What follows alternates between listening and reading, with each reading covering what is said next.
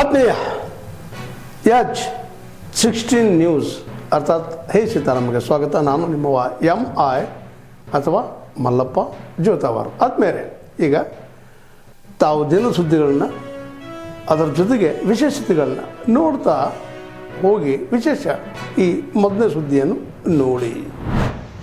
Section number 352 ಏನು ಹೇಳ್ತಪ್ಪ ಅಂತಂದರೆ intentionally or provoking breaking the public peace commit offense ಅಂದರೆ ಉದ್ದೇಶಪೂರ್ವಕವಾಗಿ ಎಲ್ಲರೂ ಸೇರ್ಕೊಂಡು ಅಲ್ಲಿ ಒಂದೇನೋ ಬಿಟ್ಟು ಎಸಗಲೇಬೇಕು ಅಂತ ಬಂದು ಕೂತಿದ್ದಾರೆ ಅಂತ ಹೇಳಿ. ಇನ್ನು 132 ಏನು ಹೇಳುತ್ತೆ ಅಂದರೆ penalise assaulting or using criminal force against a public servant to deter the discharge their duties ಅಂದರೆ ಪೊಲೀಸ್ ಅಧಿಕಾರಿಗಳ ಮೇಲೆ ಫೋರ್ಸ್ಬಲಿ ಅವ್ರ ಮೇಲೆ ಹಲ್ಲೆ ಮಾಡೋಕ್ಕೆ ಪ್ರಯತ್ನವನ್ನು ಮಾಡಿದ್ರು ಅಂತ ಹೇಳಿ, ಸರ್ಕಾರಿ ಏನು ಪಬ್ಲಿಕ್ ಸರ್ವೆಂಟ್ ಮೇಲೆ ಹಲ್ಲೆ ಮಾಡೋಕ್ಕೆ ಒಂದು ಪ್ರಯತ್ನ ಮಾಡಿದ್ರು ಅಂತ ಹೇಳಿ ಕೂಡ ಆ ಕೇಸನ್ನು ಕೊಟ್ಟಿರ್ತಾರೆ. जनाब अमानुल्लाह खान साहब जो JDS से पार्टी से वापस आए हैं वो भी इजलास में मौजूद है. मैं उनका भी मुंतजमीन की जानिब से पुरजोर इस्तेमाल करता हूँ. और इसी तरह हमारे एक और जनाब डॉक्टर नसीर अहमद साहब सीआर नसीर अहमद साहब यहाँ पर इस इजलास में मौजूद है. मैं उनका भी पुरजोर इस्तेमाल करता हूँ मुंतजमीन की जानिब से.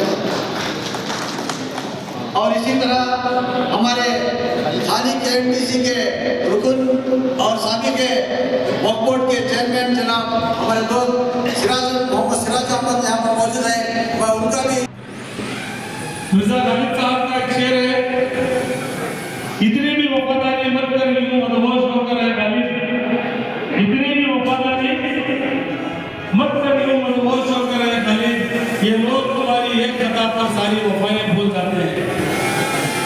आज वही ನಂತರ ಒತ್ತಾಯವಾಗಿ ನಾವು ತ್ವರಿತವಾಗಿ ಕ್ರಮ ಆಗಬೇಕು ಅನ್ನೋಂಥ ದೃಷ್ಟಿಯಿಂದ ಪತ್ರಿಕಾಗೋಷ್ಠಿಯನ್ನು ಕೂಡ ನಡೆಸಿದ್ವಿ. ಆದರೆ ಇದುವರೆಗೂ ಕೂಡ ಯಾರೂ ಕೂಡ ಕ್ರಮವನ್ನು ಸಂಬಂಧಪಟ್ಟ ಇಲಾಖೆಗಳು ಮಾಡಿಲ್ಲ. ಮತ್ತು ಆ ಕಾರ್ಮಿಕರನ್ನು ಸ್ವಚ್ಛ ಮಾಡಿದಂಥ ಕಾರ್ಮಿಕರನ್ನು ಕೂಡ ಕೆಲಸದಿಂದ ವರ್ಗಾವಣೆ ಮಾಡಿದ್ವಿ ಅಂತ ಹೇಳಿ ಬೆದರಿಕೆ ಹಾಕುವಂಥ ಒಂದು ಕ್ರಮಗಳು ರಾಯಚೂರು ವೈದ್ಯಕೀಯ ವಿಜ್ಞಾನ ಸಂಸ್ಥೆಯಲ್ಲಿ ನಡೀತಾ ಇದೆ. ಆದ್ದರಿಂದ ಇವತ್ತು ನಾವು ಈ ಪತ್ರಿಕಾಗೋಷ್ಠಿ ಮುಖಾಂತರ ಹೇಳೋದು, ನಾಳೆ 19/2/2026 ಕರ್ನಾಟಕ ರಾಜ್ಯ ಸಫಾಯಿ ಕರ್ಮಚಾರಿಗಳ ಆಯೋಗ ಜಿಲ್ಲೆಗೆ ಭೇಟಿ ಕೊಡ್ತಾ ಇದೆ. ಭೇಟಿ ಕೊಡ್ತಾ ಇರುವಂಥ ಆಯೋಗಕ್ಕೆ ಒಂದು ಎಚ್ಚರಿಕೆ ಕೊಡುವಂಥ ನಿಟ್ಟಿನಲ್ಲಿ ಅವರ ಜವಾಬ್ದಾರಿಗಳನ್ನು ನಿರ್ವಹಿಸಿ ಹೋಗಬೇಕು ಅನ್ನುವಂಥ ನಿಟ್ಟಿನಲ್ಲಿ ಇವತ್ತಿನ ಪತ್ರಿಕಾಗೋಷ್ಠಿಯನ್ನು ನಾವು ಕರೆದಿದ್ದೇವೆ. ಇವತ್ತು ಈ ಪತ್ರಿಕಾಗೋಷ್ಠಿಯನ್ನು ಸಂಪೂರ್ಣ ಸಾರಾಂಶವನ್ನು ನಮ್ಮ ಸಮಾಜದ ರಾಷ್ಟ್ರ ನಾಯಕರಾದಂಥ ಭಾಸ್ಕರ್ ಬಾಬು ಅವರು, ರಾಷ್ಟ್ರೀಯ ಕಾರ್ಯದರ್ಶಿಗಳು ಮೈಸೂರು ಕಾಂಗ್ರೆಸ್ ಅವರು ನಡೆಸಿಕೊಡ್ತಾರೆ ಅಂತ ಹೇಳ್ತಾ, ಕರ್ನಾಟಕ ಗೌರ್ಮೆಂಟ್ ಆಫ್ ಇಂಡಿಯಾ ಎಲ್ಲ ಮಾಡ್ತಾ ಇದೆ. ಬಟ್ 2013 ಆ್ಯಕ್ಟ್ ಪ್ರಕಾರ ಇವರು ಕ್ರಮ ಕೈಗೊಳ್ಳಬೇಕಾಗಿತ್ತು ಸಂಬಂಧಿಸಿದ ಇಲಾಖೆ ಅಧಿಕಾರಿಗಳು. ಆದರೆ ಇವತ್ತುವರೆಗೂ ಯಾವುದೇ ಒಂದು ಕ್ರಮವನ್ನು ತಗೊಳ್ಳೋದಿದ್ದ ಒಂದು ವಿಷಯ ನೋಡಿದ್ರೆ ಬಹಳ ವಿಷದ ಅನಿಸ್ತದೆ. ಈಗ ಸುಪ್ರೀಂ ಕೋರ್ಟ್ ಆದೇಶದ ನಿರ್ಲಕ್ಷ್ಯ, ಆ ನಂತರ ನಮ್ಮ CO ಸಾಹೇಬರು ನೀಡಿರ್ತಕ್ಕಂಥ ಒಂದು ನಿರ್ದೇಶ ಕೂಡ ಗಾಳಿ ಹೋಗ್ತಾ ಇದೆ, ಗಾಳಿ ತೂರುತ್ತಾ ಇದ್ದಾರೆ ಅಧಿಕಾರಿಗಳು.